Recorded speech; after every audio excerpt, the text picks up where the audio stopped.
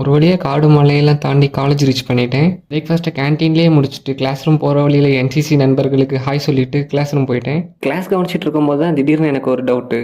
என்னென்னா, எர்த் இங்கே இருக்குது, சன் இங்கே இருக்குது, ஸ்பேஸ் ஸ்டேஷன் இங்கே இருக்குது. எர்த்துக்கும் சன்னுக்கும் இவ்வளோ தூரம். எர்த்தில் இருக்கிற நம்மளுக்கு இருக்கிற மாதிரியே ஸ்பேஸ் ஸ்டேஷனுக்கு வெளியே இருந்தாலும் இருக்குமா? இதுக்கு ஆன்சர் தெரிஞ்சவங்க மறக்காம கமெண்ட் செக்ஷனில் சொல்லிடுங்க. இதை யோசிச்சுட்டு இருக்கும்போது தான் எல்லாரும் லைப்ரரி போகலான்னு சொன்னாங்க. சரி, லைப்ரரி போய் ப்ராஜெக்ட் ஒர்க் பண்ணலான்னு பார்த்தா ஃபீஸ் கட்டணும்னாங்க. சரி, போய் ஃபீஸ் கட்டிட்டு வந்தால் லஞ்ச் டைம் ஆகிட்டு. அப்புறம் வெளியே போய் சாப்பிட்டுட்டு கிளாஸ் ரூம் வந்தால் செமினார் ஹாலுக்கு வரணுங்கிறாங்க. எதுக்குடா செமினார் ஹால்னு போய் பார்த்தா மோட்டிவேஷனல் செஷன் போட்டிருக்கு. சரி, யாரடா வந்து மோட்டிவேஷன் கொடுக்க போறான்னு எல்லாத்தையும் கேட்டால் சஸ்பென்ஸுங்கிறாங்க. என் ஃப்ரெண்டு சஸ்பென்ஸ் ஓப்பன் பண்ணுவாங்கன்னு வெயிட் பண்ணி மட்டையே ஆயிட்டான்ப்பா. யாருடா அந்த சீஃப் கெஸ்ட்னு பார்த்தா ஸ்ரீ அபிலாஷ் மிஸ்ரா. இவர் தான் என்எஸ்சி அகாடமியோட சிஇஓ. அப்புறம் அவரோட ஸ்பீச் கேட்டு மோட்டிவேட் ஆகி நானும் வாழ்க்கையில் சாதிச்சு காட்டுவேன்னு வீட்டுக்கு கிளம்பிட்டேன். அப்புறம் நாளைக்கு பார்க்கலாம்.